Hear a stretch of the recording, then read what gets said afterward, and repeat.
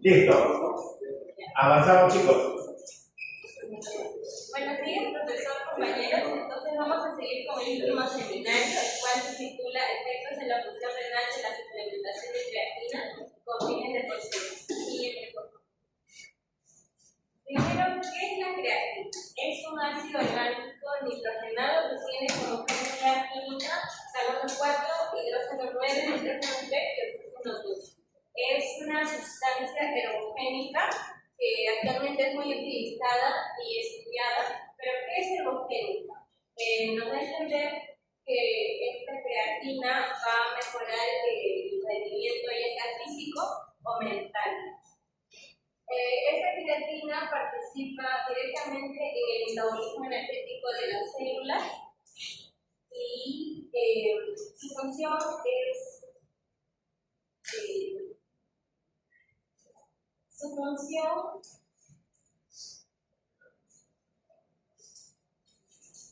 es utilizada por los atletas para mejorar su resistencia, velocidad, potencia o desempeño en deportes más que nada de una alta requerimiento de intensidad, pero corta duración.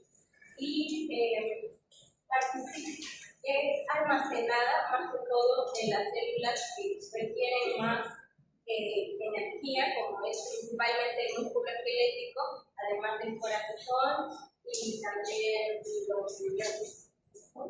Principalmente actúa como un sistema de almacenamiento y transferencia rápida de energía mediante su conversión a fosfocreatina, y esto es lo que permite que haya una regeneración de ATP, y el ATP es la principal fuente de energía de las células como alta demanda energética. ¿Dónde se sintetiza? Se sintetiza en el riñón. ¿En el riñón? ¿La creatina? Hay dos pasos que voy a explicar. Ya, vas a continuar. Sí. Ya, ok, no te interrumpo. Sigue. Y la creatina está siguiente. Entonces, la creatina no solo vamos a obtenerla por una suplementación, sino que hay dos fuentes principales. Primero, la alimentación, que la vamos a obtener a partir de alimentos de origen animal, principalmente carnes rojas, los pescados como el atún, el arenque o el salmón, y en bajas cantidades en aves como el pollo y el pavo. Y la siguiente fuente sería la síntesis endógena. El siguiente, por favor. Y la síntesis endógena va a iniciar a partir de 3 aminoácidos, que son la arginina, la leucina y la metionina. Y tenemos una primera fase que se va a dar en el riñón, aunque también puede suceder en el páncreas, donde la arginina y la leucina van a reaccionar por la enzima que se llama arginina-leucina amilinotransferasa, y el producto de esta reacción va a ser el guanidinoacetato, y también se va a liberar cloroquina.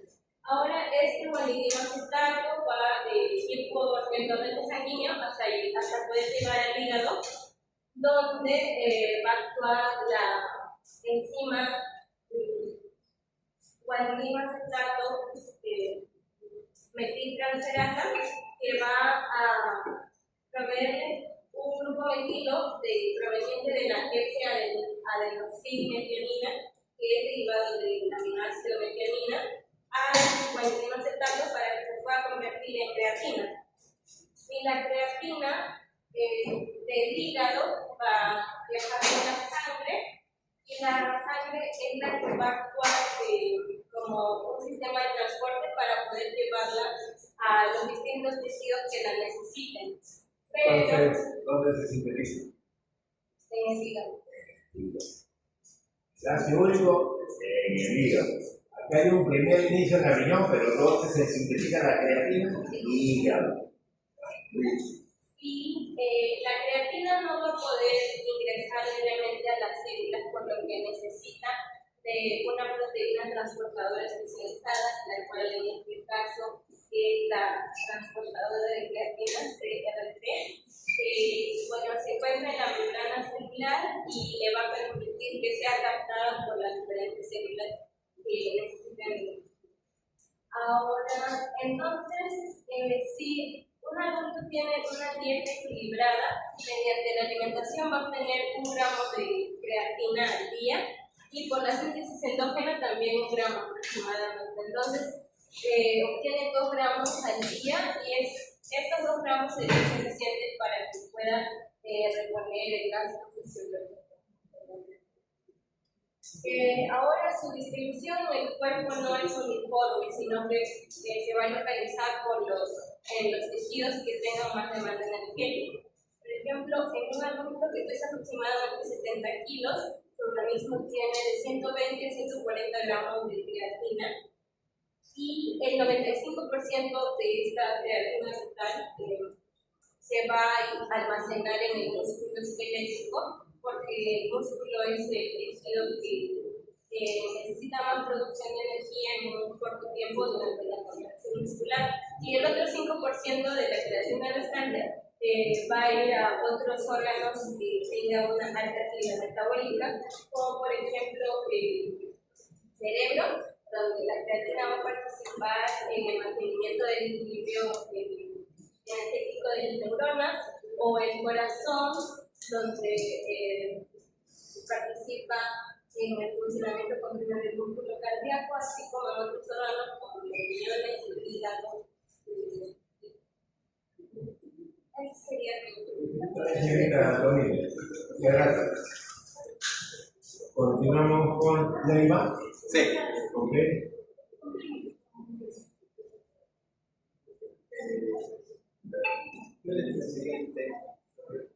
Siguiente diapositiva.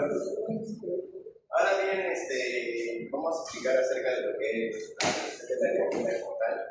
Y bueno, podemos observar que la función principal de lo que es de la creatina en el organismo tiene que ser que la creatina va a ser parte del sistema de fosfato, ATP, fosfato creatina. Entonces, este es el mecanismo más que nada que es el encargado de suministrar energía de manera inmediata cuando realizamos energía de mucha intensidad, como por ejemplo correr, hacer ejercicio, gimnasio, etc. ¿Pero es función de la creatina o es función de otra molécula? Bueno, o sea, todo lo que hablaba aquí va a ocurrir. De ese sistema de fosfato. Sí, pero la creatina, ¿cómo debe estar? Para que cumpla esa función que está mencionando. O sea, va a estar en fosfato. Esta fórmula, lo que estás hablando es la creatina fosfato. ¿Ya? No de la creatina, sino bajo la forma de creatina fosfato. ¿Ya? ¿Dónde se forma la creatina fosfato? El músculo. El músculo, ¿correcto? ¿Ya?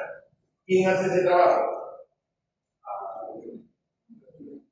La creatina quinasa. La creatina quinasa, sí. Prosigue. Y ya bueno, entonces nuestro cuerpo lo que va a hacer es utilizar ATP como una fuente de energía para la contracción muscular. Pero sin embargo, las reservas de ATP van a ser muy limitadas y se agotan en pocos segundos. Es por ello que ahí lo que se va a intervenir viene a ser lo que va a intervenir viene a ser la fosfocreatina o la fosfocreatina. Fosfocreatina o creatina fosfato es lo mismo. Fosfocreatina o creatina fosfato es lo mismo. La fosfocreatina es lo mismo que la creatina fosfato. Es lo mismo. Solamente que el orden, nada más. Claro, y como está diciendo más que nada, cuando nuestro cuerpo normalmente usa el ATP como una fuente de energía, pero a veces, como dije yo, esa fuente de energía que es el ATP a veces es muy limitada. Y es por ello que ahí interviene lo que es la fosfocreatina, la creatina fosfato, y que se encuentra básicamente almacenada en lo que es en el músculo, y es básicamente es el químico. Entonces, la reacción que aparece en esta diapositiva de acá, se muestra cómo la fosfocreatina cede un grupo fosfato a lo que es el ADP.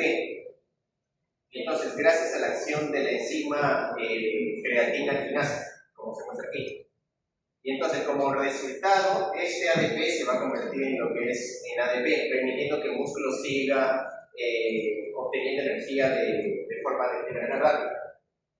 Ahora bien, la imagen de la derecha representa, ¿no?, lo que son las diferentes vías por las cuales el organismo genera lo que es el ATP. Pero primero aparece lo que es la glucólisis, luego aparece lo que es el ciclo de Krebs, luego aparece lo que es el sistema de la cadena transportadora de electrones, y bueno, ¿no?, y a través de todo ese mecanismo se genera ATP, ¿no? Pero en cambio el sistema ATP, fosfato-creatina o creatina-fosfato, actúa antes que todos estos, ¿no? Entonces proporcionando ATP, o sea, proporcionando energía durante los primeros 8 a 10 segundos. Y bueno, sí. ¿Y hay alguna diferencia energética entre ATP y la fosfocreatina? Diferencia energética. Sí. O sea, el ATP produce una determinada cantidad de kilocalorías y la fosfocreatina producirá la misma cantidad de kilocalorías que el ATP. No, creo que no es lo mismo. Si no es lo mismo. ¿Quién será más energético? No es lo mismo, correcto. No es lo mismo, Pero ¿quién será más energético? El ATP. No, más energético es el fosfato de creatina. El ATP produce 7.3 kilocalorías, pero el fosfato de creatina produce alrededor de 12 kilocalorías. Es casi el doble. Por eso es de uso inmediato. Fíjate todo eso que tenemos que hacer para obtener ATP. Y el músculo, ¿crees que va a esperar que ocurra todo eso para que se contraiga rápidamente? No. Hay deportes de corto plazo. Una carrera de 100 metros planos, lo haces en 100 segundos, en 10 segundos. Te roban el celular, al toque voltea y lo vas correteando al que se lo llevó. O esperas que haga todo eso para que se contraiga, ¿no? Entonces la fosfocreatina está ahí disponible en el músculo. Y cuando se hidroliza, libera una energía tan grande que permite que el músculo tenga energía disponible de uso inmediato para poder contraerse. ¿No? Ahorita hay mundial, ¿no? Espero que no estén viendo el partido. Pero entonces el deportista que tenemos ahí, un futbolista, su rendimiento energético es diferente. ¿Por qué? Porque tiene que durar horas, ¿no? 2 tiempos, 90 minutos, ¿no? Suplementario, 30 minutos más, y así. Un básquet, un vóley demora más. Entonces tiene que utilizar esa vía metabólica que ya le hemos visto, glucólisis, Krebs, fosforilación oxidativa, porque va a empezar a consumir sus reservas. Y esas reservas que tiene, glucógeno, grasa, le va a permitir rendir más tiempo. Pero una carrera de 100 metros planos, un levantamiento de pesas, eso lo haces en segundos. Entonces, ¿de dónde sale ese ATP? De uso inmediato, de la degradación de la fosfocreatina. Por eso es importante tener la fosfocreatina. Prosigue, Leiber. Ahora bien, vamos a hablar de lo que es la síntesis de la creatina. Sí, vamos a hablar acerca de cómo es la síntesis de la creatina. Hay 2 formas de que la creatina pueda obtenerse, ¿no? Hay una forma que es la endógena, es decir, la que nuestro propio organismo puede producir. Y eso básicamente ocurre en donde, en el riñón, y luego se completa todo ese proceso en lo que es en el hígado. Ahora bien, para producir lo que es la creatina, básicamente se va a usar 3 aminoácidos, lo que es la adenina, la glicina y la metionina. Y la otra fuente vendría a ser lo que son las fuentes dietéticas, ¿no? O síntesis exógena, podría decir así, o que es a través de la ingesta de los pescados y la carne rojas, y que nos proporcionan 1 a 2 gramos diarios. Y bueno, entonces, gracias a la producción de lo que es el organismo y a la dieta, almacena aproximadamente entre 120 a 140 gramos, o sea, sumando esto por la gramo. Y de los cuales básicamente y cerca del 95% se va a encontrar en lo que es el músculo esquelético, donde será utilizada para producir energía durante los ejercicios que podamos hacer. El segundo punto vendría a ser el catabolismo y lo que es la excreción, que una vez que ya ha sido utilizada toda esa pequeña cantidad de creatina, aproximadamente entre el 1 a 3% de la creatina se va a convertir, o sea, se transforma de manera espontánea y reversible en creatinina, como se muestra aquí. Pero ¿quién da origen a la creatinina? ¿La creatina da origen a la creatinina o qué da origen a la creatinina? Sí, o sea, sí da origen la creatina a la creatina. La creatina da origen de frente a la creatina. No, es un proceso. Es un proceso. Pero ¿quién es el que da origen a la creatina? A la creatinina, perdón.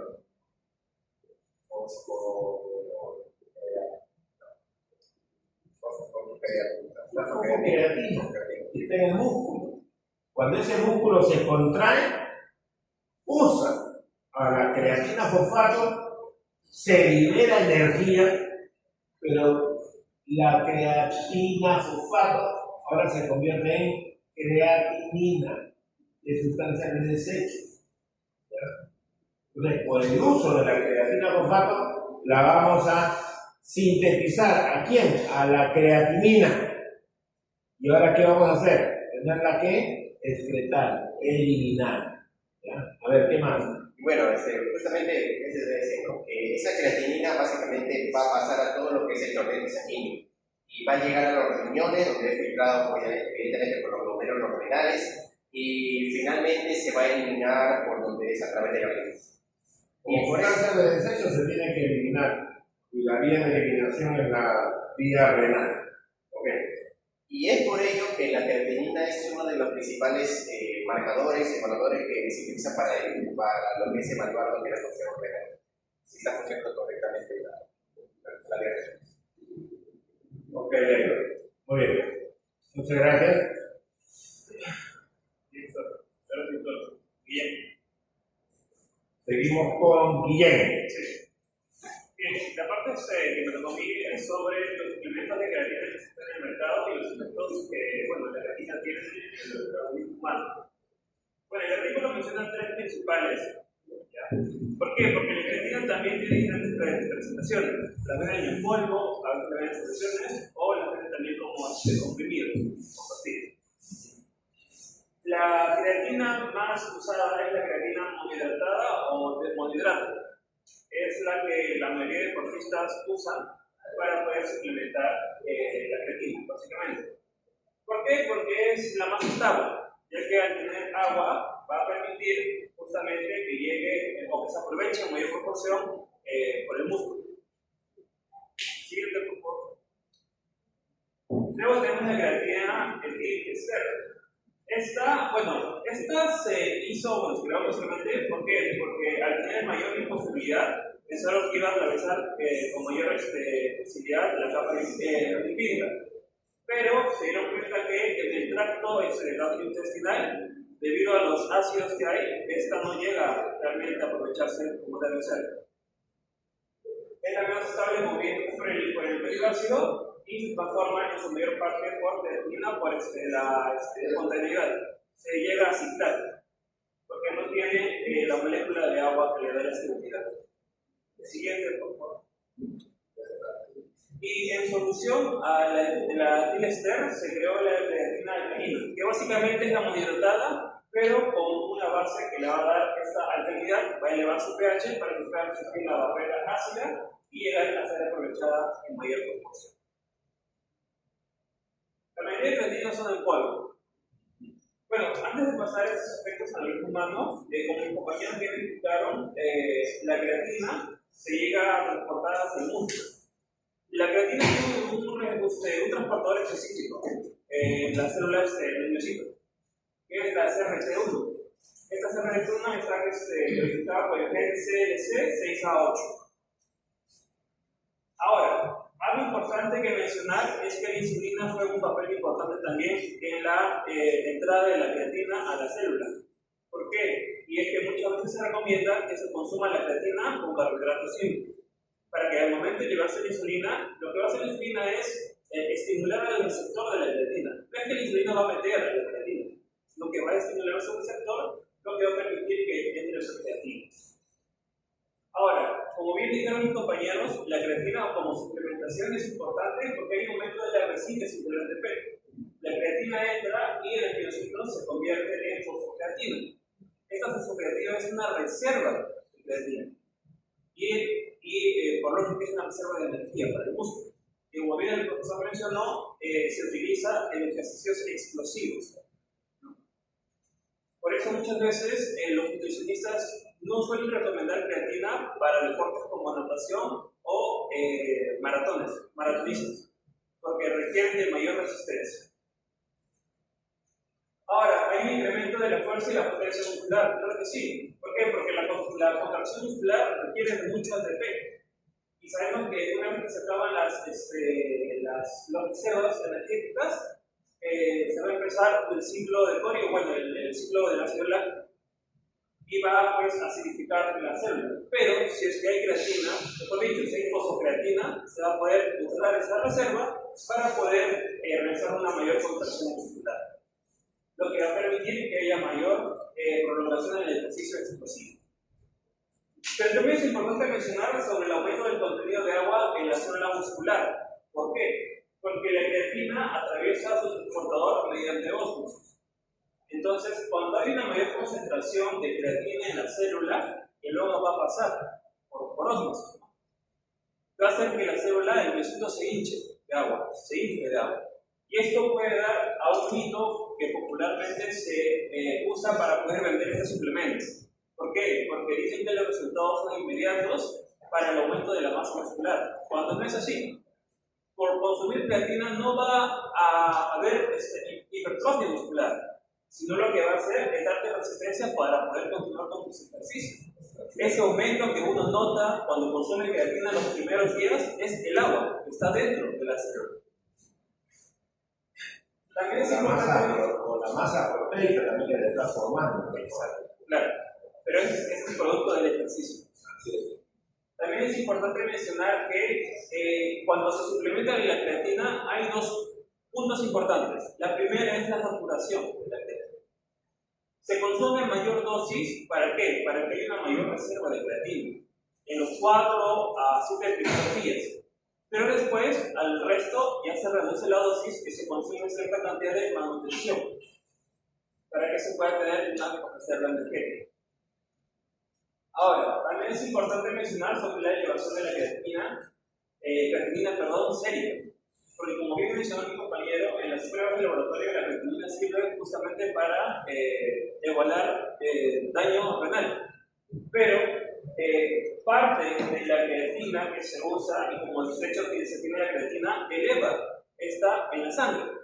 Y lo que a veces se puede llegar a confundir como que hay una disfunción renal. Pero no es así, sino que es producto de la suplementación. Entonces, para nosotros evaluamos creatinina sérica, sabemos que es una sustancia de desecho. En la sangre debe haber un valor pequeño, que la orina debe estar incrementada. Si nosotros tomamos una muestra de sangre a alguien que ha realizado ejercicio días previos, eso se va a ver elevado. Y no es porque esté fallando el riñón, no, sino es propio de la actividad física que ha realizado el deportista, ¿no? Y gasto y el uso de la fosfocreatina, ¿no? Como su desecho de la creatina. Entonces, en esta parte, uno puede decir que la suplementación con creatina es bastante eficiente porque va a ayudar a perpetuar ejercicios explosivos, va a ayudar a aumentar la masa muscular, no directamente, y es una gran ayuda, sobre todo para los deportistas de alto rendimiento. Bueno, el suplemento va a servir siempre y cuando hagas ejercicio. Exacto. Porque si no haces ejercicio, vas a estar hinchado, pero no. Así es. Un falso músculo. Pasó el tiempo, así que aparte de aparte del hinchamiento que te va a tener, al consumirla, tu cuerpo ya va a dejar de sintetizarla, se va a acostumbrar, ¿sí o no? Sí. Entonces, cuando tú lo dejes, vas a perder capacidad de síntesis y va a haber un momento de desadaptación metabólica, porque te acostumbraste a que venga de afuera y no se sintetiza. Y otro punto, ya para terminar, es que hay una diferencia considerable en los efectos de la creatina entre personas que consumen carne y personas que no consumen carne. También, evidentemente, ¿no? Porque al no sintetizar valores normales de creatina, el golpe es más notable para personas vegetarianas o veganas, pero para las personas que consumen en su dieta carnes, especialmente rojas.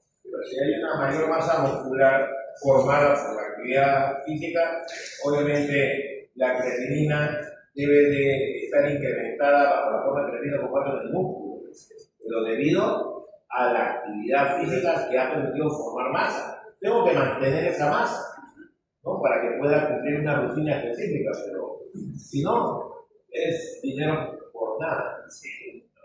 Gastar dinero por nada. Y la única diferencia que antes podría mencionar entre la creatina monohidratada y la creatina alcalina es básicamente el valor, porque eso casi lo mismo, solo que ya depende de los gustos. Ahora, el problema es si hay un excedente, lo vamos a hacer trabajar más a riñón, y ahí va a venir otro problema, la falla. Justo mis compañeros van a tocar los efectos en personas sanas y personas. Ya que, Guillermo, muchas gracias. Ahora con John Chay.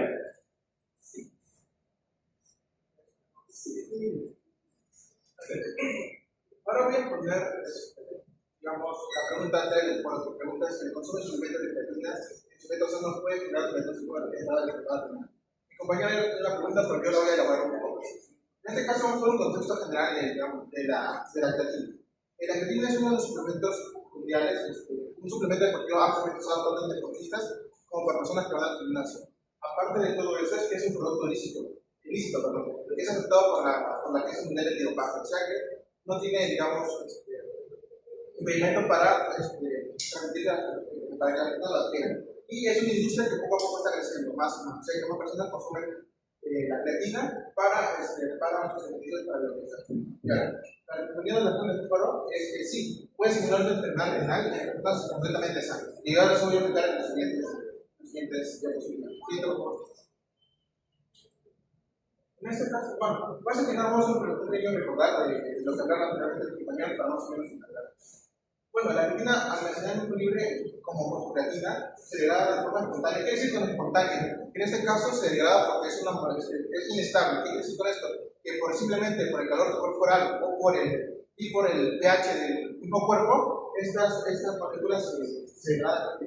¿Qué dice la enzimática? En este caso hay dos cosas. En el músculo tenemos tanto creatina libre como fosfocreatina.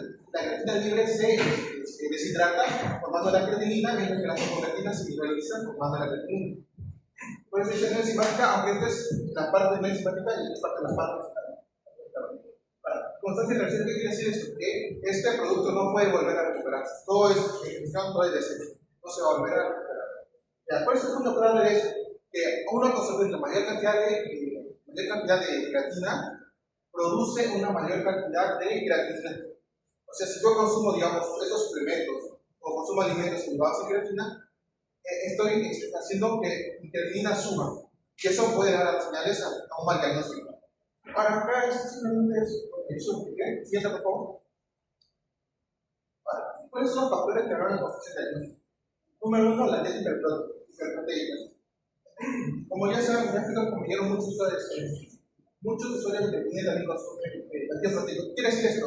Que estos batidos proteicos aumentan el nivel del PUM, o sea, de nitrógeno molecular en la sangre. Esto puede decir, que por ejemplo, si tenemos, digamos, soy una persona sana, consumo altos alimentos de base creatina y también consumo altos batidos proteicos, tanto mi creatinina como mi ácido úrico se van a aumentar en sangre y eso puede dar señales de un mal diagnóstico. Y eso corrige, después sumar las fases infecciosas de la enfermedad renal. Y ahora, no se considera un medicamento. ¿Qué dice con esto? Que los médicos, como es algo que consumen las personas, y las mismas personas piensan que eso les, digamos, les sube la creatinina del tiempo. Por eso no, realmente cuando le preguntan a los médicos, digamos, voy a una cita con el doctor, no le dice que consumo suplementos con alta creatinina, ni el médico pregunta. Por eso se va a ver, esto de acá se va a citar en un caso clínico que estaban en el artículo. Siguiente, por favor. Habían varios casos clínicos, pero yo seleccioné especialmente dos. Primero tenemos el caso clínico 1 de William Soledad. ¿Qué nos dice? Este hombre tenía un edema en una pierna. No, ni siquiera vino por una falla renal. Vino por un edema en una pierna. ¿Vale? ¿Qué pasó? Seguir. Lo ingresaron y ¿qué pasó? Le quitaron una creatinina de 2,2 miligramos por decilitro. Y un volumen de filtrado regular de 31 litros por minuto. Que esto se considera bastante bajo. Ya, ¿qué pasa con eso? Que los médicos no saben qué tenían. Una semana después se empeora y su volumen de filtrado regular baja a 28 litros por minuto. Y el especialista sigue sin llegar a causa. ¿Y ahora qué pasa? Que después le preguntan al paciente y el paciente nos indica que entrena 5 veces por semana y consume 8 tabletas al día de creatinina en Gillespie. Es aproximadamente 22 gramos durante los últimos 4 meses. Y eso implica toda la condición que tenía el paciente. Porque si tenía baja volumen de filtrado glomerular, era porque estaba consumiendo la creatina que se tomaba finalmente de creatinina. Pero ¿qué pasó después? Suspendieron estas tabletas, las suspendieron por 2 semanas y su creatinina quedó en 1,17 miligramos por decilitro y su volumen de filtrado glomerular se elevó a un estado, digamos, normal de 70 mililitros. ¿A qué conclusión llegamos a esto? A lo que expliqué antes, que el cuadro completo fue causado por todo este suplemento que ocupa de creatinina. Y realmente no existe ningún daño renal. O sea, acá el paciente perdió tiempo, se estresó y un montón de causas más, simplemente por no considerar los suplementos de creatinina que estaban consumiendo. Siguiente, por favor. Ahora, acá tenemos el caso 5.2 de Jackson y colaboradores del 2010. Acá un joven de 20 años tenía una función renal todavía normal. ¿Qué pasó? Cuando se ingresó, tenía una creatinina de 2,3 miligramos por decilitro, pero tenía un boom de urea normal. ¿Qué nos indica esto? Como dije antes, tenemos tenemos la creatinina así y tenemos una urea normal. ¿Qué significa? Que no se detectan niveles de ácido úrico elevados en sangre. ¿Qué puede decir esto? Que en este caso solo sube la creatinina y no la urea. Y por eso se quiere un origen exógeno. O sea que no viene de ningún. Y por eso se detecta que este paciente consumió una solución líquida de creatinina de 6 a 12 gramos por día durante los últimos 4 meses y volvemos a lo mismo. Que consume suplementos de creatinina, pero como este dato acá es bastante importante, que el boom de urea era normal, o sea que no hubo, porque normalmente la falla renal viene tanto del aumento de creatinina como del aumento de urea. Pero en este caso, como teníamos una normal, digamos, se explicó más rápido. Claro, sin tratamiento, la creatinina se normalizó en 17 horas. ¿Qué quiero rescatar de esto? En estas 17 horas, yo necesito 17 horas sin tratamientos para que los niveles de creatinina se estabilizan. O sea, es un estado transitorio, por así decirlo. Esto confirma que el efecto, como mencioné, confirma que el efecto es transitorio y es completamente reversible. No hay ningún daño estructural del riñón. Siguiente, por favor. Ahora, este es un recopilatorio, digamos, de todos los casos clínicos y la secuencia de cómo pasaron cada dos segundos hasta detectar que un diagnóstico erróneo sucede. Primero, los pacientes no indicaban que consumían un suplemento de creatina. Después de esto, como obviamente se aumentaba la creatina en el organismo.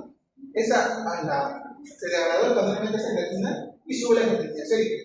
Ahora, después de eso, se calculan los valores de filtrado glomerular, son alarmantemente bajos. Y todo esto de acá termina en un diagnóstico erróneo de insuficiencia renal. Siguiente, por favor. Ya, como conclusión de recomendaciones, como conclusión ya les dije que por esta simple falla, digamos, esta simple falla del protocolo de preguntar si consume algún suplemento de creatina, en este caso, el paciente sufre estrés, sufre exámenes innecesarios, caractía, ya toda una semana, o mismo para pacientes estuvieron hasta 4 semanas viéndose cada día para ver si su salud está bien. También evitas todo el problema de interconsulta de especialidad y evitas un gasto en el sistema de salud, tanto público como privado. Ya, ¿cuáles son las condiciones del artículo? Esto, digamos, yo diría que es lo más importante. Lo que quiero recordar es el artículo. Que se pregunta activamente por el consumo de suplementos deportivos a regular la función renal. Y el segundo sería que ante sospecha de que este paciente consume suplementos de creatina, usar métodos más confiables, como serían las CAC, el metalomato o el diausol, en vez de solo centrarnos en el valor de la creatinina C. Eso es todo por mi parte. Muy bien, señor Chayo. Muy bien. Calera. Sí, Calero. Calero, perdón. Calero. Continuando con la exposición, en el punto número 4 veremos lo que son los efectos del consumo de suplementos de creatina para en pacientes con enfermedad renal. De acuerdo al artículo, este es un tema muy debatible ya que no se cuenta con suficientes investigaciones. Por lo tanto, se nos presentan dos casos clínicos. El primero es a un paciente masculino con síndrome nefrótico recurrente, o sea que tiene daño a nivel de los glomérulos que se encargan de filtrar. Además que es sensible a esteroides y que recibía ciclosporina. Este paciente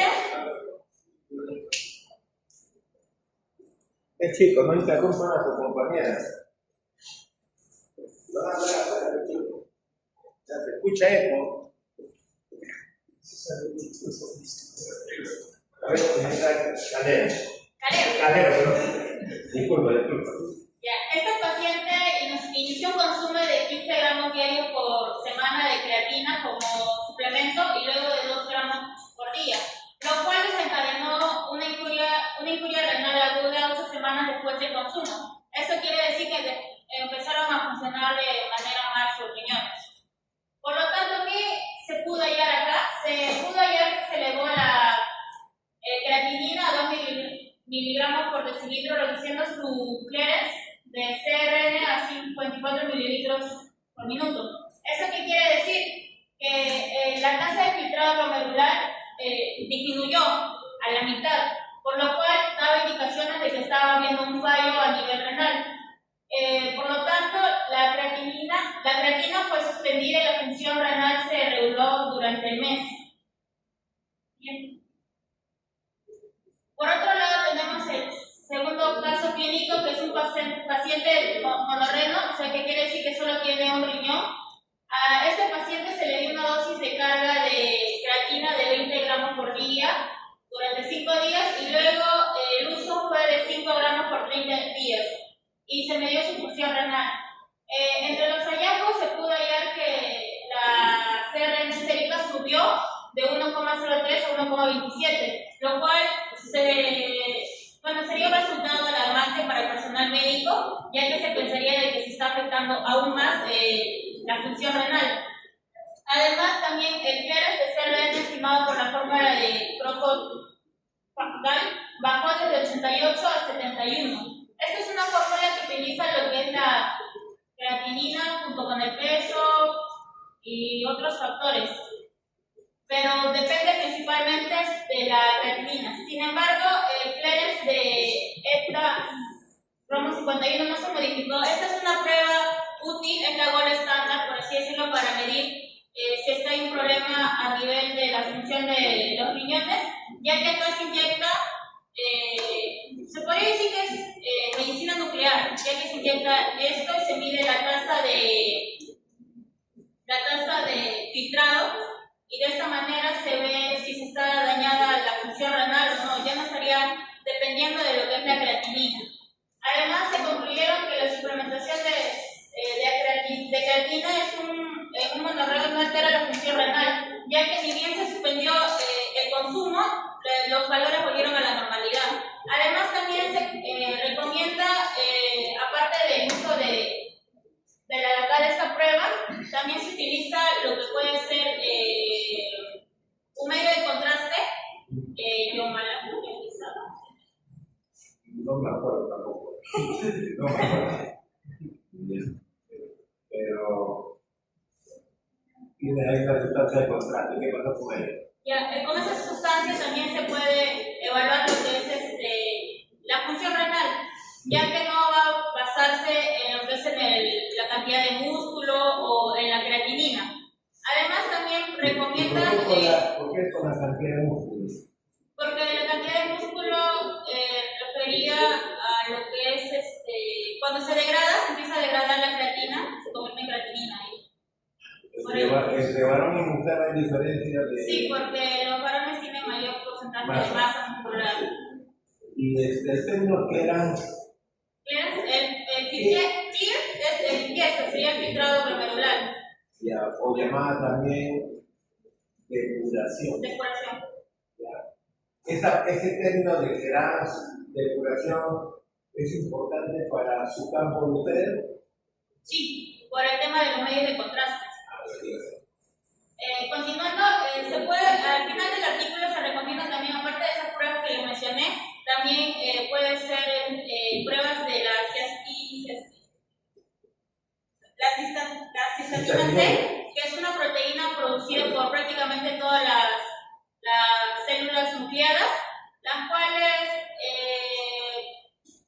estas proteínas se supone que al momento de pasar por el riñón simplemente son reabsorbidas y luego son metabolizadas, lo cual entonces nos da a entender que cuando se saca esta prueba no debería haber este tipo de cantidad en la orina. Por lo tanto, si mandamos a hacer un examen y se ve la presencia de esto, entonces nos está dando indicios de que hay una falla renal. Así que es un mejor indicador para este tipo de casos. Gracias. Porque caleo. Finalmente, el esperado señor Peña. Ante todo, yo soy Sebastián Peña, y en esta ocasión yo voy a hablar acerca del efecto de consumo por tiempo prolongado en individuos sanos. Esto que dice la ciencia. La respuesta corta es que no. Pero en ámbitos académicos nosotros tenemos que basarnos en lo que dice la evidencia científica y las investigaciones. Entonces, a corto plazo y a mediano plazo se muestran algunos casos aislados de daño con respecto al abuso de otras sustancias. Recordemos que toda sustancia en exceso provoca daño. Entonces, en este caso no se genera daño renal crónico en condiciones normales. La ciencia, dentro de las investigaciones demuestra que sea un año o más, en personas más sanas no se produce deterioro renal. Y para eso tenemos 5 estudios claves y uno excluido, digamos, por razón política. Entre los 5 estudios claves están 2 acerca de atletas. El primero es investigado por Lugares y tal, y demuestra que no existen alteraciones en las funciones renales. El segundo se realiza en jugadores de fútbol americano comparados con personas normales, y también los estudios respaldan los mismos hallazgos, no se demuestran alteraciones dentro de las funciones renales. También se hace un tercer estudio en mujeres postmenopáusicas, y también se demuestra que el uso constante a largo plazo, a través de periodos de 6 meses a un año, incluso hasta 5 años, no tiene efectos adversos.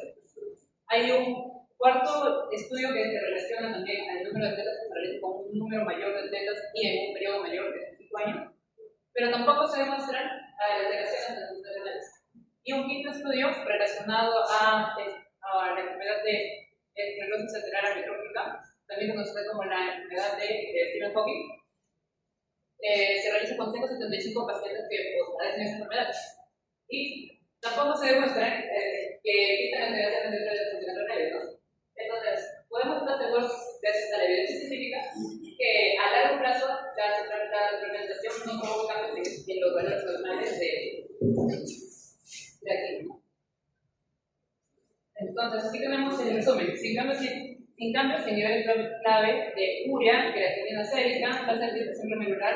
Sin embargo, lo que sí se menciona es que como esto afecta en los niveles, como esto puede afectar en los niveles de creatinina sérica, es interesante o útil evaluar diferentes tipos de medición para la tasa de filtración glomerular. Con respecto al estudio que, digamos, que se menciona un término o 2 términos comparados acerca de la creatina. El primero es CRMH, que significa creatina monohidrato, y el segundo es CREE, que significa creatina ester. El primero, y ahora vamos a comparar un poco sus diferencias, ¿no? Porque el primero, a nivel de estructura química, es una creatina más una molécula de agua, y el segundo es a nivel de estructura química es una creatina más un grupo estereotípico. En este caso se esperaba como hipótesis que esto provocara una mejor permeabilidad de la membrana, pero no se logró por estudios que surgen después, ¿no?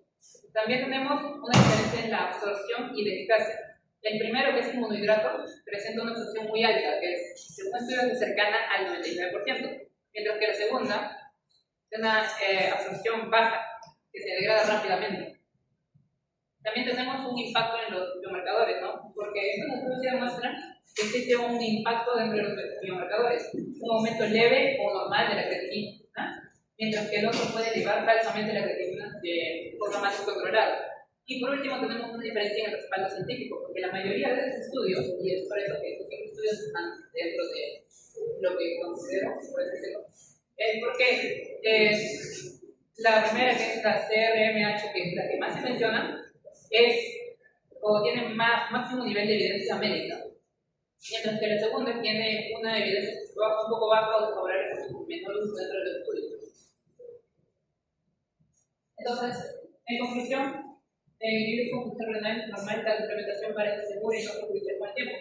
Simplemente se recomienda dos cosas: utilizarlo en dosis recomendadas y no tener antecedentes de problemas renales.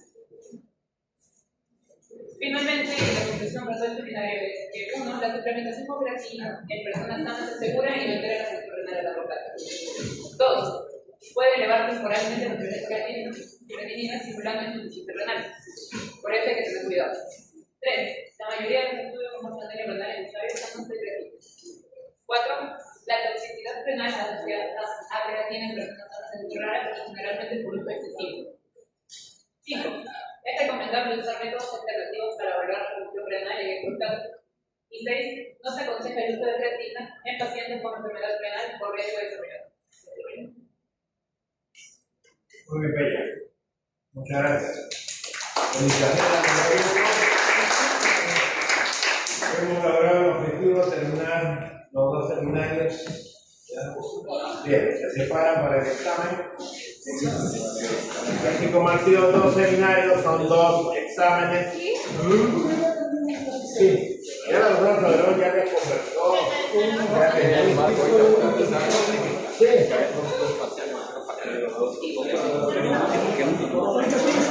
Cuatro pasitos, más temas. Le voy a dar 2 hojas, ¿ya? Ya se sientan. Acá la cámara.